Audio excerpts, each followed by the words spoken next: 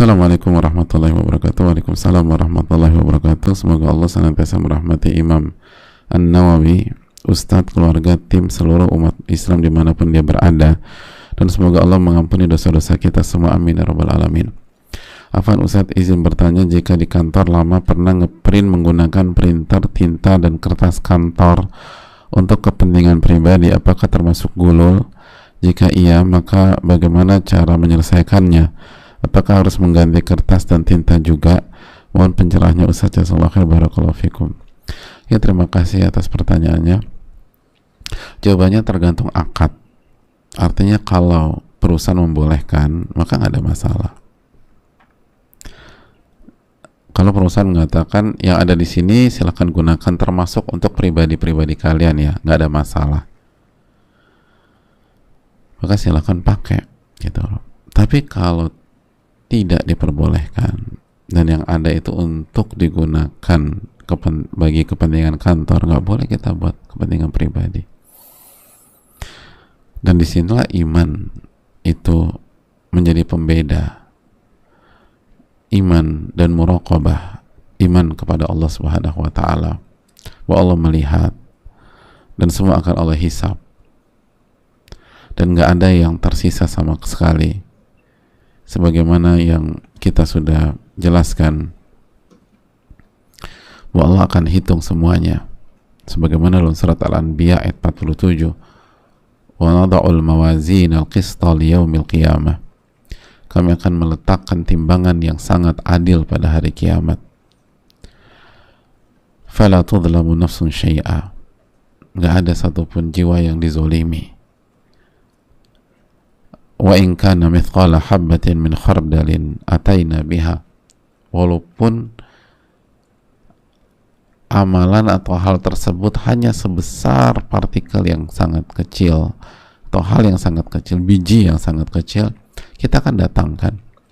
Wa kafa bina hasibin, dan cukuplah kami yang menghitungnya. Nggak usah dibantu, kita akan hitung semua. Jadi kalau biji yang paling kecil didatangkan, ya apalagi kertas, gitu aja. Apalagi bolpen, tinta, akan dihisap semuanya. Ini tentang iman, semua akan dihisap. Makanya kan Umar bin Abdul Aziz rahimahullahu ta'ala itu ketika jadi khalifah dan anaknya mau bicara di ruang kerja beliau, itu kan dimatikan penerangannya. Loh, kok gelap begini ya? Ya kamu mau bicara pribadi atau masalah umat? Pribadi. Ya udah, ini uang umat, kita gelap-gelapan aja. Itu Umar bin Abdul Aziz. Terkesan sepele, tapi yang sepele itu akan dihadirkan di hari kiamat. Yang kita anggap sepele itu, makanya kata Allah kan, wa in kana mithqala habbatin min khardalin, walaupun biji yang sangat kecil. Itu kan pesan bagi kita yang kadang-kadang suka ngeremehin, oh masa gini aja. Itu ayatnya, wa in kana mithqala habbatin min khardalin ataina biha wa kafa bina hasibin.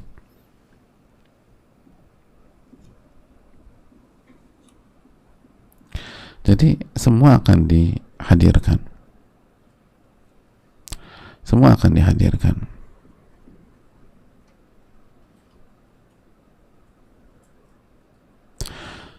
Maka ini yang perlu kita perhatikan.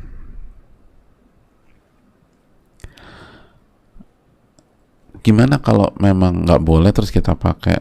Selesaikan, ganti dengan kertas atau tinta atau dengan uang, atau cari ridho dari perusahaan. Mungkin kita datang minta maaf, tapi kalau ya udah nggak apa-apa kok, ya udah aman, tapi selesaikan.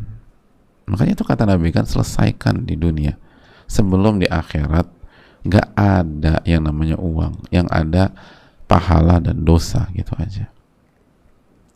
Wallahu ta'ala alam bisawab.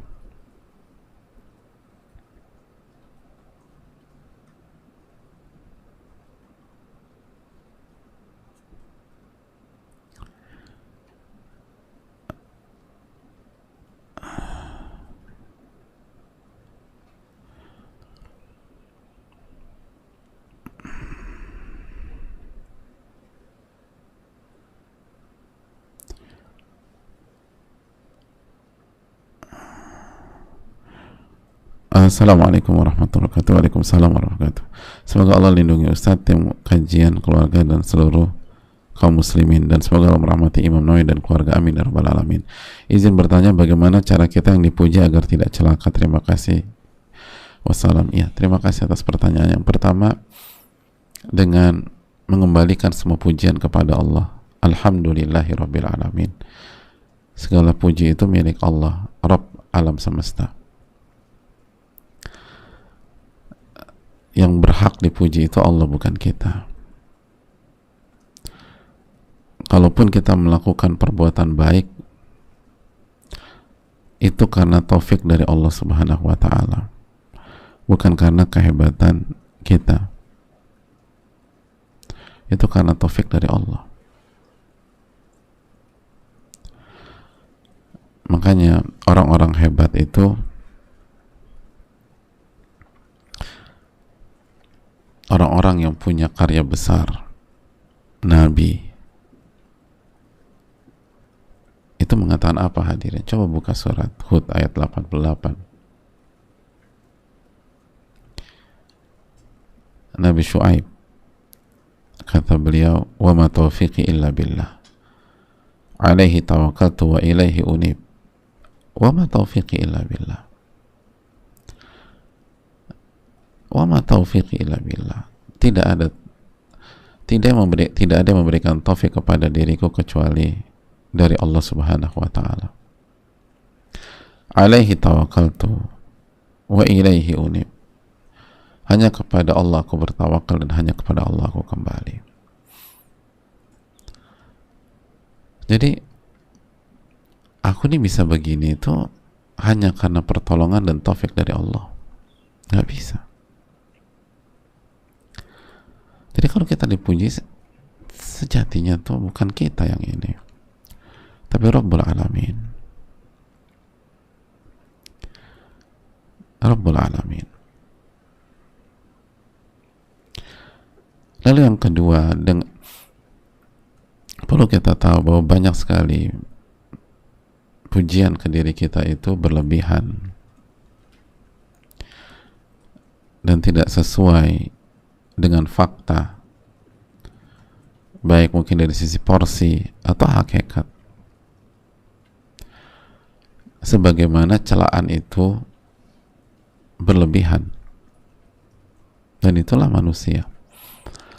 Makanya kata para ulama, saya heran dengan seseorang ketika dipuji dia senang, padahal dia tahu nggak semua itu benar.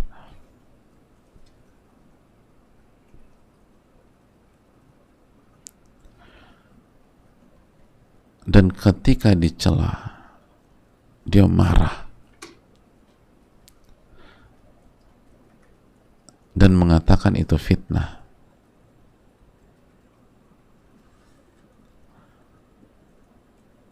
Kalau dia jujur dan objektif, harusnya dua-duanya dibilang fitnah dong. Kan sama-sama nggak benar.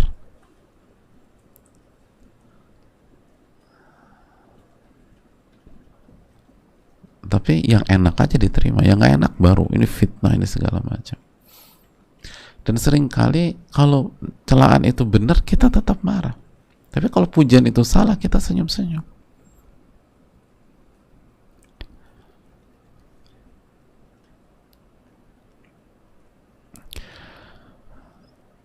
Ulama itu, hadirin, itu ketika mereka dipuji dan pujian itu nggak benar, itu mereka luruskan loh. Salah satu ulama, Syekh Shalih Fauzan, itu pernah dipuji, dikatakan beliau adalah orang yang secara makna ya, beliau adalah sosok atau orang yang banyak melakukan safar untuk berdakwah di jalan Allah. Jadi pergi ke sana, pergi ke sini untuk berdakwah. Itu begitu bicara, beliau langsung luruskan. yang disampaikan tadi tidak benar. Yang disampaikan tadi tidak benar. Saya keluar negeri untuk dakwah sekali aja ke Afrika. Itu pun tugas dari kampus.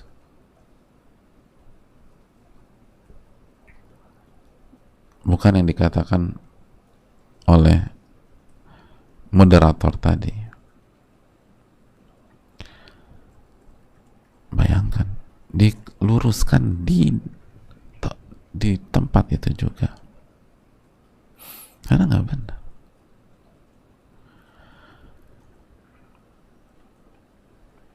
Itu poin.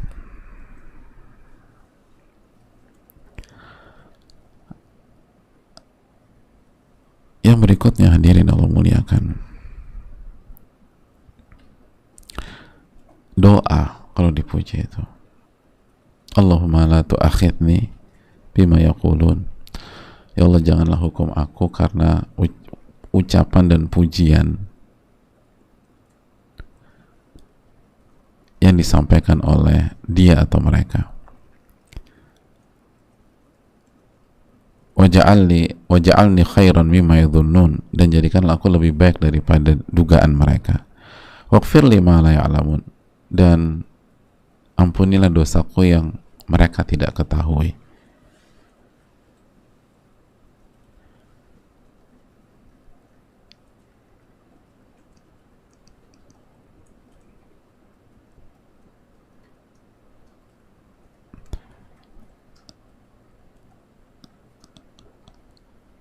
Oleh karena itu, hadirin yang berikutnya, kita harus tahu bahwa kata sebagian para ulama, pada saat orang memuji kita, sejatinya yang dipuji adalah kebaikan Allah dalam menutup aib-aib kita, sehingga dia nggak tahu.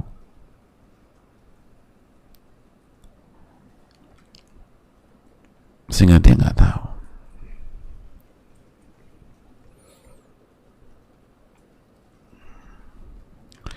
Jadi ketika kita dia muji kita, dia itu karena nggak tahu aib kita. Coba kalau dia tahu aib kita, emang dia mau puji kita? Dia kan nggak tahu dosa kita. Dia kan nggak tahu kalau kita misalnya kemarin ria.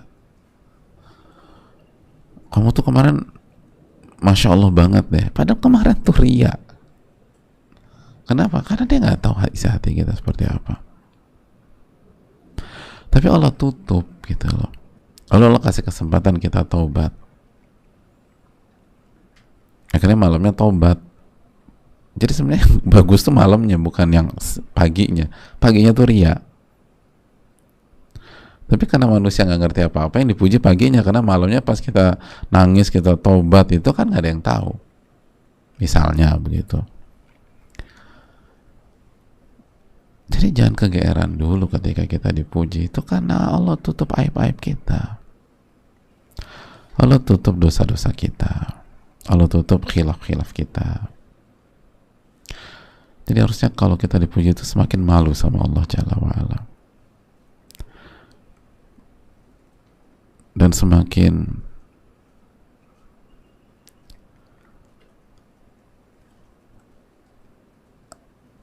bersyukur kepada Allah ketika Allah tutup. Gimana sih perasaan kita kalau kita lagi jalan sama teman kita nih? Kita lagi jalan sama teman kita. Nah, teman kita yang membuatkan makalah kita. Jadi dari A sampai Z dibuatin. Kita present, kita maju, terus orang senang. Lalu pas kita lagi jam berdua, tuh orang muji kita semua di depan dia gitu loh. Padahal dia yang buat nih. Oh Masya Allah, ini masterpiece, ini luar biasa, ini mahakarya, bla bla. Oh dipuji depan teman kita yang ngerjain nih. Kan kita nggak enak ya sama dia ya. Iya pasti. Iya. Yaudah deh, aku mau kesana dulu. Emangnya ketika orang muji kita Allah nggak tahu apa? Wa huwa ma'akum aina ma kuntum. Allah Maha tahu. Allah Maha tahu. Allah Maha melihat.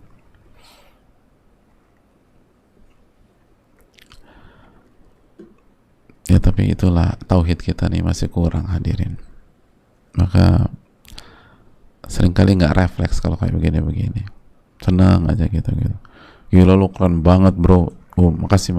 Padahal kita tuh nggak bisa apa-apa kita.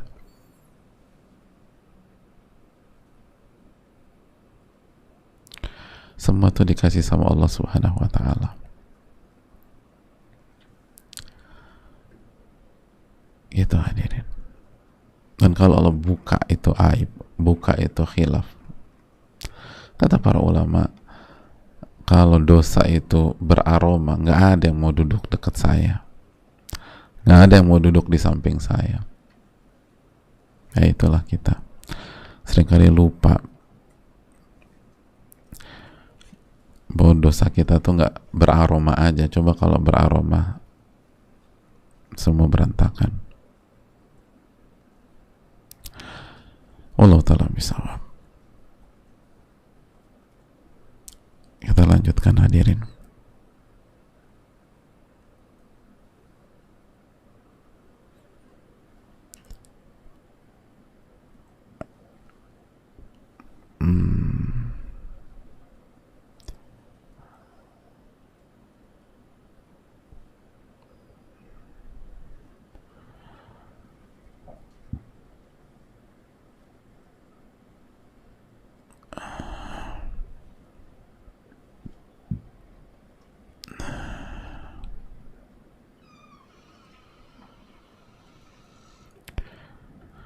Assalamualaikum warahmatullahi wabarakatuh. Waalaikumsalam warahmatullahi wabarakatuh. Semoga Allah merahmati Imam Nawawi, orang tua beliau, keluarga beliau, Ustadz beserta keluarga dan seluruh umat muslim. Amin ya rabbal alamin. Izin bertanya Ustadz, bagaimana jika kita tidak ingat hak siapa saja yang perlu diselesaikan, tapi hati sangat yakin ada hak-hak yang perlu dibayarkan, walaupun tidak bisa ingat semuanya? Mohon pencerahan Ustadz, jazakallahu khairan. Barakallahu fikum barakallah. Yang pertama, minta pertolongan sama Allah, hadirin. Ingatan tuh dari Allah. Jadi coba deh munajat sama Allah. Ya Allah, ingatkan aku siapa aja yang punya hak yang harus aku kembalikan, yang harus aku ganti. Coba doa sama Allah. Lalu setelah berdoa, bermunajat, minta sama Allah Subhanahu wa Ta'ala, lalu coba di list gitu loh, ingat-ingat lagi, dan berjuangkan sesuai dengan kemampuan kita. Mungkin telepon teman, mungkin kalau kejadiannya waktu SMA dulu, tanya teman SMA kita, lo ingat gak sih gue tuh punya tanggungan sama siapa aja ya? Jadi berusaha gitu loh. Kalau perlu datang ke kantin sekolah, kayaknya gue pernah punya utang ya, terus ngecek dulu apa orang kantin masih sama nggak. Seringkali masih sama loh. Tanya, saya punya utang nggak? Kalau dia udah bilang enggak, nggak ada, udah aman kita, alhamdulillah.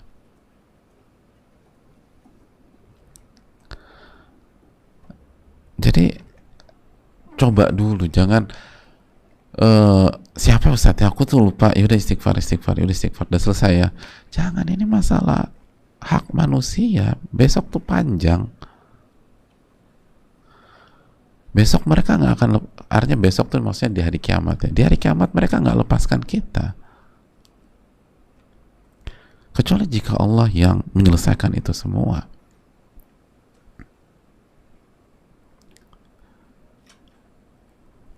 Wong anak lari dari orang tua, hadirin, di hari kiamat. Orang tua lari dari anak, suami lari dari istri, istri lari dari suami.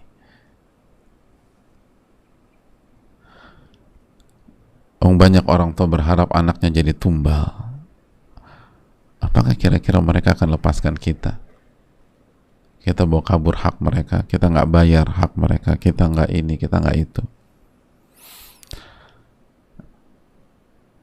Kecuali kalau benar-benar taubat-taubatan nasuha dan Allah yang akan selesaikan nanti. Makanya perjuangkan dulu lah. Perjuangkan dulu, perjuangan, coba datengin, telepon. Sarana alhamdulillah mudah sekarang. Kalau kita udah datengin semua, mereka bilang enggak ada kok. Ya udah, kalau ada pun aku ikhlaskan lah mas, gitu loh. Yang penting kan datang dulu gitu loh. Kita nih kalau punya niat baik, itikat baik, terus ngelangkah, lalu Allah lihat itu semua, dan Allah maha melihat, nanti Allah gerakan hati-hati orang tuh baik sama kita, asal ada itikat baik dulu. Adapun kalau kita menghilang, kita ngumpat, kita nggak, ya berarti Allah lihat nggak jujur nih orang. Al jaza min jinsil amal, balasan tergantung jenis perbuatan. Kita sulitin orang, orang kan sulitkan kita, dan itu diatur sama Allah. Al jaza min jinsil amal. Pihak-pihak itu mau nuntut saya, Ustadz, ya bisa Anda ngumpet dari itu, Anda menghindar, baru ketika udah terpojok baru ini. Al jaza min jinsil amal, balasan tergantung jenis perbuatan. Di balasan nyusahin orang, ya disusahin lagi. Coba mudahin ya, datengin satu-satu. Nanti diomelin, ya resiko. Lebih baik diomelin di dunia daripada selesai di akhirat. Dan belum tentu diomelin juga kok.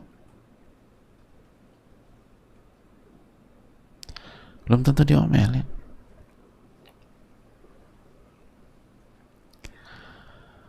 Tapi sekarang orang tuh banyak butuh duit, benar butuh uang. Tapi kalau Allah lembutkan hati mereka gimana? Dan juga orang Indonesia kan secara umum baik-baik, hadirin.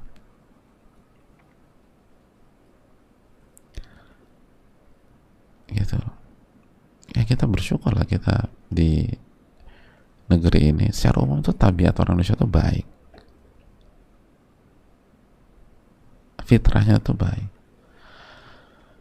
Makanya sebagian ulama tuh bilang kita nih ketemu berbagai macam etnis, berbagai macam bangsa, dan orang Indonesia tuh spesial kata mereka.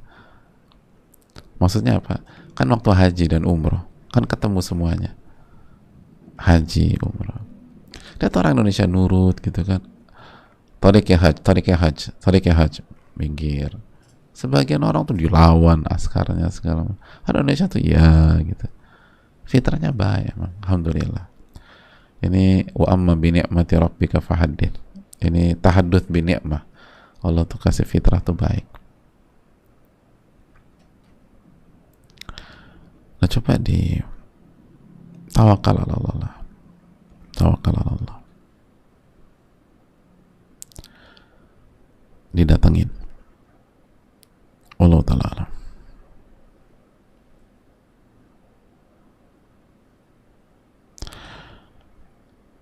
Bismillah, assalamualaikum warahmatullahi wabarakatuh. Waalaikumsalam warahmatullahi wabarakatuh.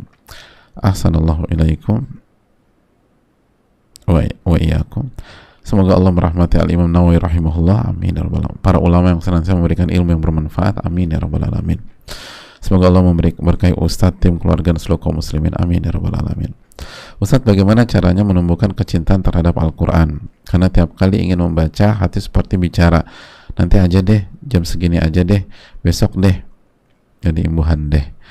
Lalu terkadang berbicara dalam hati, setiap orang kan memiliki amalan yang utama. Misalnya saya rutinkan saja sholat tahajud karena saya belum mahir baca Quran. Apakah ini termasuk syubhat? Ya, karena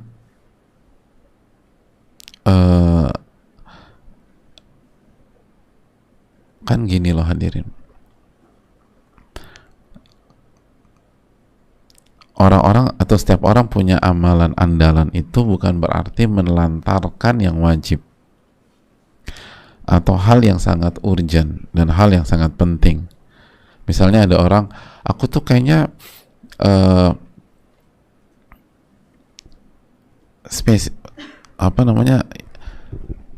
kuatnya di puasa deh.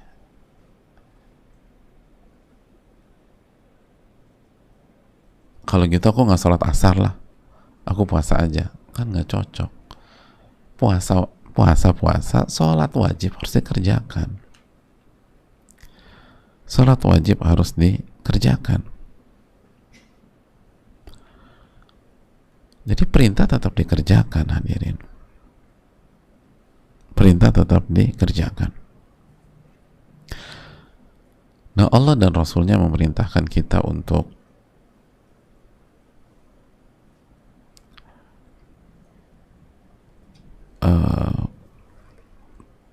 membaca Al-Quran dengan tartil.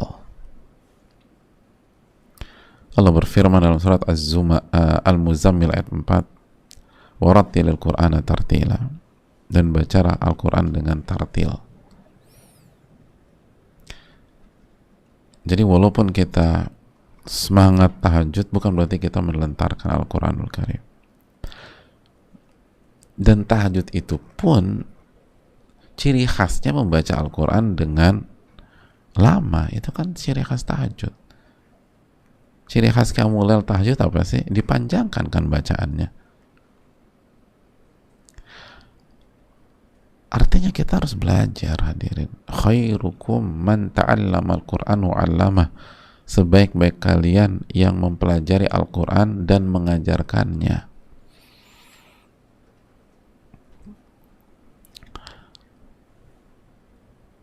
Hadirin, kita bisa baca tulisan Inggris, tulisan Perancis, Belanda kita bisa baca. Gitu loh. Bahasa Meksiko sebagian kita bisa baca. Masa kita nggak bisa baca Quran, hadirin? Masa kita nggak bisa baca Quran? Terus apa alasan kita nanti kalau ditanya Allah Subhanahu wa Ta'ala? Dan membaca yang benar itu kan standar dasar ya. Itu salah satu bukti keimanan kan. Coba buka surat Al-Baqarah 121. Alladzina atainahumul kitaba yatlunahu haqqa tilawatih ulaika yu'minuna bih. Dan orang-orang yang Allah berikan Alkitab, kitab suci, mereka membacanya dengan haqqa tilawatih, dengan bacaan yang benar. Nanti ada pembahasan panjang baca yang benar, yang hakiki itu kayak apa. Tapi poinnya adalah ulaika yu'minuna bih, mereka lah yang beriman kepada itu. Beriman.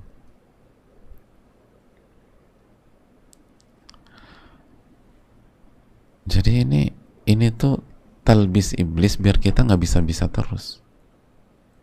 Nanti aja. Aku kan spesialis tahajud, bukan spesialis baca Quran. Kak, di sebuah titik tertentu mungkin ya. Misalnya contoh, aku pilih Qurannya benar gitu loh. Kalaupun misalnya salah kecil, misalnya lahan kofi yang atau yang sudah yang secara standar bersih dari lahan jali dan aman gitu ya.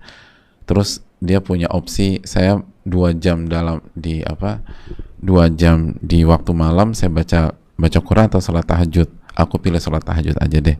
Tapi dia tetap baca gitu loh. Dan pas salat tahajud juga baca Quran.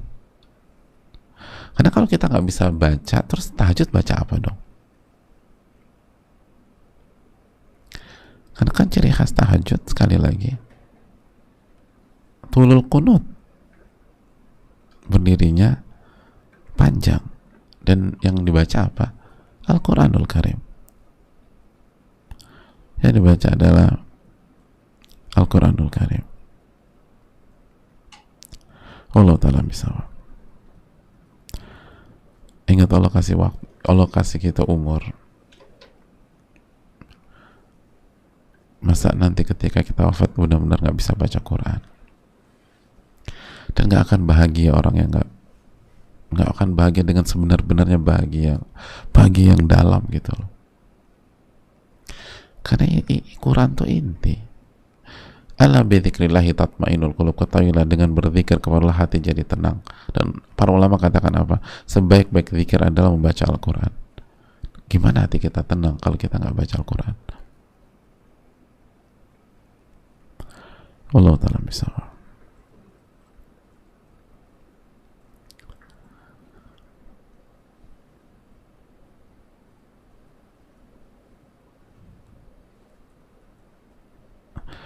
Assalamualaikum warahmatullahi wabarakatuh. Waalaikumsalam warahmatullahi wabarakatuh. Semoga Allah merahmati, memberkahi, mengampuni Imam Nawawi, Ustadz, keluarga, tim, dan seluruh kaum muslimin. Amin ya rabbal alamin. Ustadz, saya pernah menzalimi teman yang sudah lama tidak bertemu. Sebenarnya kalau mau diusahakan, Anda bisa cari kontaknya di sosmed untuk minta maaf. Tapi apakah boleh Anda doakan kebaikan saja untuk mereka? Jazakallahu khair Ustadz. Assalamualaikum warahmatullahi wabarakatuh. Waalaikumsalam warahmatullahi wabarakatuh.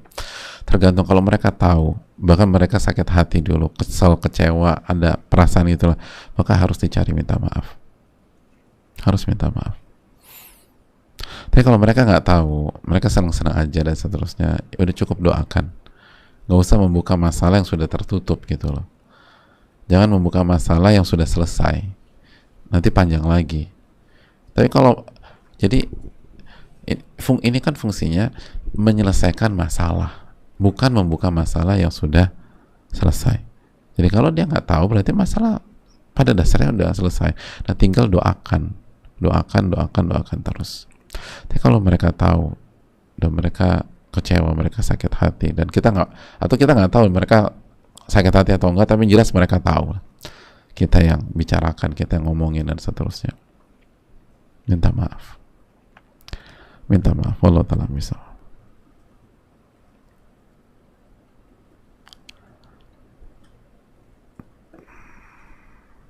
Dan ada pertanyaan-pertanyaan serupa tentang masalah ini. Kita pernah gibahin orang lain. Sekali lagi, kalau dia tahu, minta maaf.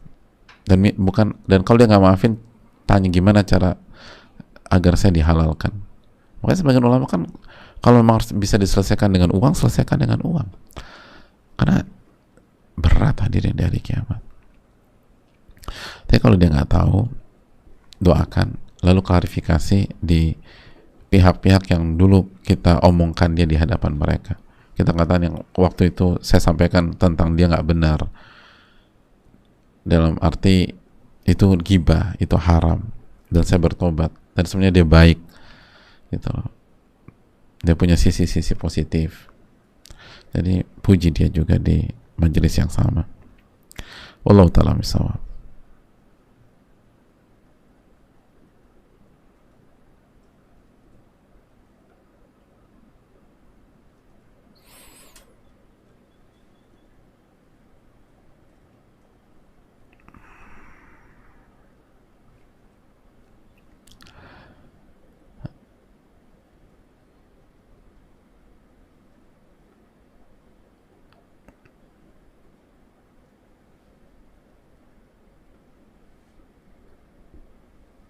Saya rasa cukup sampai di sini. Jazakallahu khairan, semoga bermanfaat, dan insyaallah kita akan lanjutkan di pertemuan besok biidznillah dan dengan masyiatillah.